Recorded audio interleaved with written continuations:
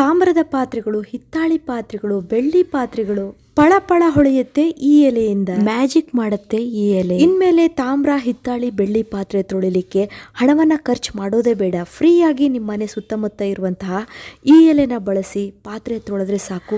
ಪಾತ್ರೆಗಳು 1 ತಿಂಗಳಾದ್ರೂ ಕಪ್ಪಾಗೋದಿಲ್ಲ, ಅಷ್ಟು ಹೊಳಪಿರುತ್ತೆ. ತುಂಬಾ ಜನಕ್ಕೆ ಹಬ್ಬಗಳು ಬಂದ್ರೆ ಅಪ್ಪ ದೇವ್ರ ಪಾತ್ರೆ ತೊಳಿಬೇಕಲ್ಲ ಅಂತ ತುಂಬಾ ತಲೆನೋವಾಗ್ತಾ ಇರುತ್ತೆ. ಆದ್ರೆ ಈ ಎಲೆಯಿಂದ ನೀವು ಈಸಿಯಾಗಿ ಬುಟ್ಟಿಗಟ್ಟಲೆ ದೇವ್ರ ಪಾತ್ರೆಗಳನ್ನ ತೊಳಿಬಹುದು. ಅದರಲ್ಲೂ ಯಾವುದೇ ಕೆಮಿಕಲ್ ಅನ್ನ ಬಳಸದೆ ನ್ಯಾಚುರಲ್ ಆಗಿ ನಮ್ಮ ಹಿರಿಯರು, ಋಷಿ ಮುನಿಗಳು ಇವತ್ತಿಗೂ ಇಂದಿಗೂ ನಮ್ಮ ಕಡೆ ಇದೇ ಎಲೆಯನ್ನೇ ಬಳಸೋದು. ಹಾಗಾದ್ರೆ ಆ ಎಲೆ ಯಾವುದು ಅಂತ ತಿಳ್ಕೊಳ್ಳೋಣ.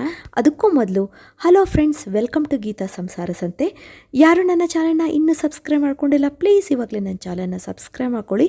ಜೊತೆಗೆ ಪಕ್ಕದಲ್ಲಿ ಒಂದು ಬೆಲ್ ಐಕನ್ ಇರುತ್ತೆ, ಅದನ್ನು ಪ್ರೆಸ್ ಮಾಡಿ. ಆವಾಗ ನನ್ನ ಎಲ್ಲ ವಿಡಿಯೋಗಳು ನಿಮಗೆ ಫಸ್ಟೇ ತಲುಪತ್ತೆ, ಅದು ಫ್ರೀಯಾಗಿ. ಫ್ರೆಂಡ್ಸ್, ಇವಾಗ ಈ ಅದ್ಭುತವಾದಂಥ ಎಲೆ ಯಾವುದು ಅಂದರೆ ಹುಳಿ ಚಿಕ್ಕ ಅಂತ ನಾವು ಕರಿತೀವಿ.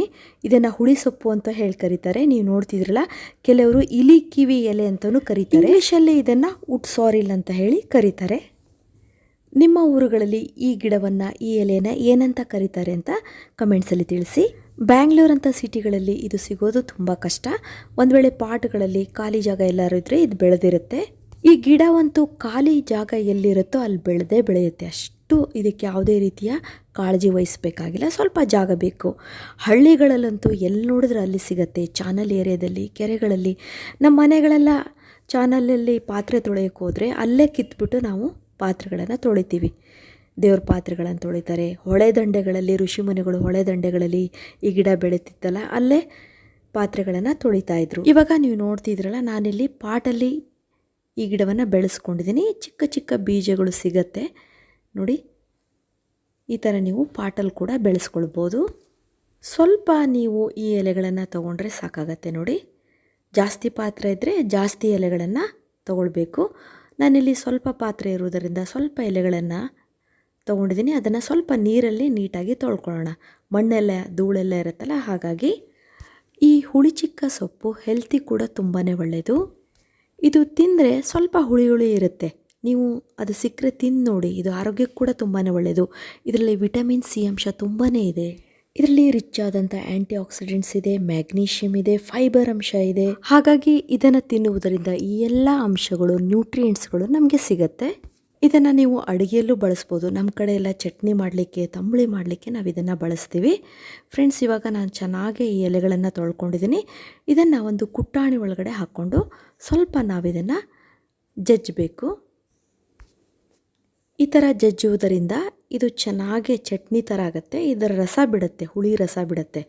ಹಳ್ಳಿಗಳಲ್ಲೆಲ್ಲ ಚಾನಲ್ ಏರಿಯಾ ಎಲ್ಲ ಇರುತ್ತಲ್ಲ, ಅಲ್ಲಿ ಸಿಕ್ಕಂಥ ಎಲೆಗಳನ್ನು ಅದನ್ನು ಕಲ್ಲಿನ ಮೇಲಿಟ್ಟು ಮತ್ತು ಚಿಕ್ಕ ಕಲ್ಲಿನಿಂದ ಕುಟ್ಟಿ ಇದರ ರಸ ತೆಗಿತಾರೆ ನೋಡಿ. ಇವಾಗ ಚೆನ್ನಾಗಿ ಕುಟ್ಕೊಂಡಿದ್ದೀವಿ. ಈಸಿಯಾಗಿ 1-2-3 ಸಲ ಕುಟ್ತಾ ಇದ್ದಾಗೆ ಚೆನ್ನಾಗದು ರಸ ಬಿಡುತ್ತೆ. ಇದಕ್ಕೆ ನಾವು ಸ್ವಲ್ಪ ಉಪ್ಪನ್ನು ಮಿಕ್ಸ್ ಮಾಡ್ಕೊಳ್ಬೇಕು ನೋಡಿ. ನಾನಿಲ್ಲಿ ಸ್ವಲ್ಪ ಎಲೆ ತೊಗೊಂಡಿದ್ದೀನಲ್ಲ, ಹಾಗಾಗಿ 1/4 ಸ್ಪೂನ್ ಆಗೋಷ್ಟು ಉಪ್ಪನ್ನು ಮಿಕ್ಸ್ ಮಾಡ್ಕೊಂಡಿದ್ದೀನಿ. ಇವೆರಡೇ ಪದಾರ್ಥ ಸಾಕು. ಎಷ್ಟು ಚೆನ್ನಾಗಿ ಪಾತ್ರೆಗಳು ಪಳ ಹೊಳೆಯುತ್ತೆ. ಅದಲ್ಲದೆ ಇದರಿಂದ ನೀವು ಪಾತ್ರೆ ವಾಶ್ ಮಾಡಿದರೆ 1 ತಿಂಗಳಾದರೂ ಹೊಳಪು ಹಾಗೇ ಇರುತ್ತೆ. ನಿಮ್ಗೆ ಹೇಳ್ತೀನಿ ಏನು ಮಾಡಬೇಕು ಅಂತ. ಇವಾಗ ನೋಡಿ, ನಾನು ಸ್ವಲ್ಪ ಈ ಪೇಸ್ಟನ್ನು ಈ ಚೊಂಬಿಗೆ ನೋಡಿ ಹಾಕಿ ತಿಕ್ತಾಯಿದ್ದೀನಿ. ಎಷ್ಟು ಬೇಗ ಕಿಲುಬಿರೋದೆಲ್ಲ, ಕಪ್ಪಾಗಿರೋದೆಲ್ಲ ಹೋಗ್ತಾ ಇದೆ ನೋಡಿ. ಜಸ್ಟ್ ಈ ಥರ ನಾವು ವಾಶ್ ಮಾಡಿದರೆ ಸಾಕು. ಎಷ್ಟು ಚೆನ್ನಾಗಿ ಬಂತು ನೋಡಿ ಕಲರ್. ತುಂಬ ಚೆನ್ನಾಗಿ ಬೆಳ್ಳಗಾಗತ್ತೆ ಫ್ರೆಂಡ್ಸ್. ಇದೆಲ್ಲ ನಮ್ಗೆ ಗೊತ್ತೇ ಇರೋದಿಲ್ಲ, ನಮ್ಮ ಪಕ್ಕದಲ್ಲೇ ಇರುತ್ತೆ ಈ ಗಿಡಗಳೆಲ್ಲ. ಮತ್ತು ಇದು ಆರೋಗ್ಯಕ್ಕೂ ಒಳ್ಳೆಯದು ಅಂತ ನಾನು ಹೇಳ್ತಾ ಇದ್ದೀನಿ. ನೀವು ಡೈಲಿ ಚಟ್ನಿ ಮಾಡಬೇಕಾದ್ರೆ ಹುಣಸೆಹಣ್ಣಿನ ಬದಲು ಇದರ ಎಲೆಗಳನ್ನು ಬಳಸ್ಬೋದು.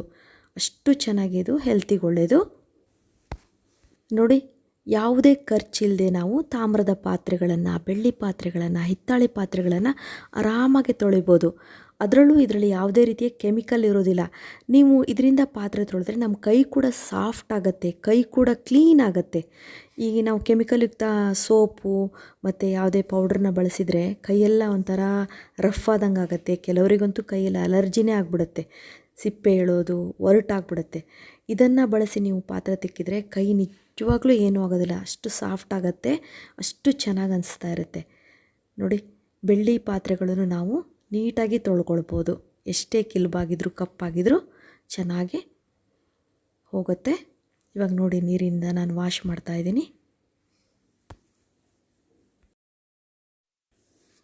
ಮತ್ತು ಈ ಪೇಸ್ಟನ್ನು ಹಚ್ಚಿ ನೀವು ಪಾತ್ರೆ ತೊಳೆಯೋಕ್ಕೆ ಜಾಸ್ತಿ ನೀರು ಬೇಡ. ಈ ಸೋಪಿಂದಾದರೆ ಜಾಸ್ತಿ ನೀರು ಬೇಕಾಗುತ್ತೆ. ಇದಕ್ಕೆ ಸ್ವಲ್ಪ ನೀರಿದ್ದರೂ ನಾವು ಆರಾಮಾಗಿ ತೊಳಿಬೋದು. ಆದರೆ ನೀವು ಇದನ್ನು ಒಂದು ಸಲ ಈ ಪೇಸ್ಟ್ ಹಚ್ಚಿ ವಾಶ್ ಮಾಡಿ ತೊಳೆದ್ಮೇಲೆ ಬಟ್ಟೆಯಿಂದ ನೀಟಾಗಿ ನೀರು ಹೋಗುವ ಹಾಗೆ ಒರೆಸಿಟ್ಕೊಳ್ಬೇಕು. ಹಾಗೆ ಬಿಟ್ಟರೆ ಅಲ್ಲಿ ಕಲೆ ಕೂರುತ್ತೆ. ನೀವು ಕ್ಲೀನಾಗಿ ಒರೆಸಿಟ್ಬಿಟ್ರೆ 1 ತಿಂಗಳಾದ್ರೂ ಪಾತ್ರೆಗಳು ಪಳ ಅಂತ ಹೊಳೆಯುತ್ತೆ. ಅಷ್ಟು ಚೆನ್ನಾಗೇ ಕೆಲಸ ಮಾಡುತ್ತೆ ಫ್ರೆಂಡ್ಸ್ ಇದು. ನೋಡಿದ್ರಲ್ಲ ಫ್ರೆಂಡ್ಸ್, ಹಿಂದೆ ಋಷಿಮುನಿಗಳು ಹೇಗೆ ಜೀವನ ಮಾಡ್ತಾಯಿದ್ರು. ಅವರು ಹುಣಸೆಹಣ್ಣಿನ ಮರ ಇಲ್ಲ, ಯಾವುದೇ ರೀತಿಯ ಸೋಪ್ ಇಲ್ಲ, ಆದರೂ ಅವರು ತಾಮ್ರದ ಹಿತ್ತಾಳೆ ಪಾತ್ರೆಗಳನ್ನು ಹೇಗೆ ತೊಳಿತಿದ್ರು ಅಂದರೆ ಇದೆಲ್ಲ ಗುಟ್ಟು ನಮ್ಗೆ ಗೊತ್ತೇ ಇರೋದಿಲ್ಲ. ನಿಮಗೆ ಈ ಎಲೆಯ ವಿಷಯ ತುಂಬ ಇಷ್ಟ ಆಯಿತು ಅಂದ್ಕೊಳ್ತೀನಿ. ಇದು ಪಾತ್ರೆ ತೊಳೆಯೋಕ್ಕೆ ಒಂದೇ ಇಲ್ಲ, ನಮ್ಮ ಆರೋಗ್ಯಕ್ಕೂ ಕೂಡ ತುಂಬಾ ಒಳ್ಳೆಯದು ಫ್ರೆಂಡ್ಸ್. ಇನ್ಮೇಲೆ ನಿಮ್ಮ ಅಕ್ಕಪಕ್ಕ ಎಲ್ಲೇ ಗಿಡ ಇದ್ರೂ ಇದನ್ನು ಬಳಸ್ಕೊಳ್ಳಿ, ಇದನ್ನು ತಿನ್ನಿ, ಮಕ್ಕಳಿಗೂ ಇದ್ರ ಬಗ್ಗೆ ಮಾಹಿತಿ ಹೇಳ್ಕೊಳ್ಳಿ. ನಾವೆಲ್ಲ ಚಿಕ್ಕವರಿದ್ದಾಗ ಇದ್ರ ಎಲೆಗಳನ್ನು ಕಿತ್ಕೊಂಡು ತಿಂತಾಯಿದ್ವಿ. ತುಂಬ ಜನಕ್ಕೆ ಇದು ಗೊತ್ತಿದೆ. ಗೊತ್ತಿಲ್ಲದೆ ಇರೋರು ಇನ್ನು ಮುಂದೆ ಇದರ ಸಂಪೂರ್ಣ ಪ್ರಯೋಜನ ಪಡ್ಕೊಳ್ಳಿ ಅಂತ ಹೇಳ್ತೀನಿ. ಅದ್ರ ಜೊತೆಗೆ ಈ ಎಲೆಗಳಂತೂ ಹಳ್ಳಿಗಳಲ್ಲಿ ಸಿಗುತ್ತೆ, ಕೆಲವೊಂದು ಪ್ಲೇಸಲ್ಲಿ ಸಿಗುತ್ತೆ. ಆದರೆ ಸಿಟಿಲಿರೋರಿಗೆ ಇದೆಲ್ಲ ಸಿಗೋದು ಕಷ್ಟ, ಅವ್ರು ಹುಡ್ಕೋದು ಕಷ್ಟ. ಇವಾಗ ಹಬ್ಬಗಳು ಬೇರೆ ಬರ್ತಾ ಇದೆ, ನಿರಾಸೆ ಆಗಬಾರ್ದಲ್ವಾ. ಕೆಲವೊಮ್ಮೆ ಮನೇಲಿ ಲಿಂಬೆಹಣ್ಣು ತಂದಿರ್ತೀವಿ, ಅದನ್ನು ನಾವು ಯೂಸೇ ಮಾಡೋದಿಲ್ಲ. ಹಾಗೆ ಇಟ್ಟಾಗ ಲಿಂಬೆಹಣ್ಣುಗಳು ಸ್ವಲ್ಪ ಕೊಳೆತ ಥರ ಆಗಿರುತ್ತಲ್ಲ, ಅದನ್ನು ಬಿಸಾಕ್ಬಿಡಿ. ನೋಡಿ, ಅದನ್ನು ನಾವು ಯೂಸ್ ಮಾಡ್ಕೊಳ್ಳೋಕೆ ಬರುತ್ತೆ. ಲಿಂಬೆಹಣ್ಣನ್ನು ನಾವು ಕಟ್ ಮಾಡಿ ಈ ಥರ ರಸ ತಕ್ಕೊಳ್ಬೇಕು. ಇವಾಗ ದೇವ್ರ ಪಾತ್ರೆ ತೊಳೆಯೋಕ್ಕೆ ಯಾಕೆ ಕೊಳೆತ ಲಿಂಬೆಹಣ್ಣೆ ಹಾಕಬೇಕು ಅಂತೇನಿಲ್ಲ, ನೀವು ಒಳ್ಳೆ ಲಿಂಬೆಹಣ್ಣನ್ನು ಕೂಡ ಉಪಯೋಗಿಸ್ಬೋದು. ಬಟ್ ನಾನು ಸುಮ್ಮನೆ ಟಿಪ್ಸಾಗಿ ನಿಮಗೆ ಹೇಳ್ತಾ ಇದ್ದೀನಿ, ಕೊಳೆತಂಥ ಲಿಂಬೆಹಣ್ಣನ್ನು ಕೂಡ ಯೂಸ್ ಮಾಡ್ಬೋದು ಅಂತ. ಇದಕ್ಕೆ ನಾವು ಸ್ವಲ್ಪ ಬಟ್ಟೆ ಒಗೆಯುವಂಥ ಸೋಪು, ಅದರಲ್ಲೂ ನಾವು ಕೈಯಲ್ಲಿ ಬಟ್ಟೆ ಒಗಿತೀವಲ್ಲ ಅದಕ್ಕೆ ಉಪಯೋಗಿಸುವಂತಹ ಸೋಪ್ ಪೌಡ್ರನ್ನೇ ಬಳಸಬೇಕು. ನೀವು ವಾಷಿಂಗ್ ಮಿಷಿನಿಗೆ ಹಾಕ್ತಿರಲ್ಲ ಆ ಸೋಪ್ ಪೌಡರನ್ನು ಮಾತ್ರ ಬಳಸಬೇಡಿ, ಅದು ತುಂಬಾ ಸ್ಟ್ರಾಂಗ್ ಇರುತ್ತೆ. ಹಾಗಾಗಿ ಕೈಯಲ್ಲಿ ನೀವು ಒಗೆಯುವಾಗ ವೀಲ್ ಪೌಡರ್ ಆಗಲಿ ಇಲ್ಲ ರಿನ್ ಸೋಪ್ ಪೌಡ್ರ್ ಇರುತ್ತಲ್ಲ, ಕೈಯಲ್ಲಿ ವಾಶ್ ಮಾಡಲಿಕ್ಕೆ ಮಾತ್ರ ಬಳಸ್ತೀವಲ್ಲ ಆ ಪೌಡ್ರನ್ನ 1 ಸ್ಪೂನ್ ಆ್ಯಡ್ ಮಾಡ್ಕೊಳ್ಳಿ ಅಷ್ಟೇ. ಇದಕ್ಕೆ 2 ಪದಾರ್ಥ ಸಾಕು. ನೀಟಾಗಿ ನೋಡಿ, ತಾಮ್ರದ ಪಾತ್ರೆಗಳಿಗೆ, ಹಿತ್ತಾಳೆ ಪಾತ್ರೆಗಳಿಗೆ, ಬೆಳ್ಳಿ ಪಾತ್ರೆಗಳಿಗೆಲ್ಲ ನೀವು ಇದನ್ನು ಬಳಸ್ಬೋದು. ನೋಡಿ, ಈ ಥರ ನೀವು ನೀರಿನಲ್ಲಿ ಚೆನ್ನಾಗಿ ತೊಳ್ಕೊಳ್ಬೇಕು. ನೀವು ಪಾತ್ರೆಗಳನ್ನು ತೊಳೆದ ಮೇಲೆ ಅದನ್ನು ಹಾಗೆ ಇಡೋದಿಲ್ಲ, ಅದನ್ನು ಮತ್ತೆ ನೀರು ಹೋಗೋ ಹಾಗೆ ನೀಟಾಗಿ ಒರೆಸಿಟ್ರೆ ತುಂಬ ಚೆನ್ನಾಗಿರುತ್ತೆ. ಅದು ನೀವು ಹಾಗೆ ತೊಳೆದಿಟ್ರೆ ಮತ್ತೆ ಅದು ಕಪ್ಪಾಗುವಂಥ ಸಾಧ್ಯತೆ ಇರುತ್ತೆ. ತೊಳೆದ ಮೇಲೆ ನೀಟಾಗಿ ನೀರು ಹೋಗುವ ಹಾಗೆ ಚೆನ್ನಾಗಿ ಅದನ್ನು ಒರೆಸಿಡಬೇಕು. ಇದುವರೆಗೂ ನನ್ನ ವಿಡಿಯೋ ನೋಡೋದಕ್ಕೆ ನಿಮಗೆಲ್ಲರಿಗೂ ಧನ್ಯವಾದಗಳು. ಇದೇ ರೀತಿಯ ಉತ್ತಮ ಮಾಹಿತಿಯುಳ್ಳ ವಿಡಿಯೋಗಳಿಗಾಗಿ ನನ್ನ ಚಾನಲನ್ನು ಸಬ್ಸ್ಕ್ರೈಬ್ ಮಾಡ್ಕೊಳ್ಳಿ. ಮತ್ತೆ ಭೇಟಿ ಹೋಗೋಣ ಹೊಸದೊಂದು ವಿಡಿಯೋದೊಂದಿಗೆ. Till then be happy, take care, bye.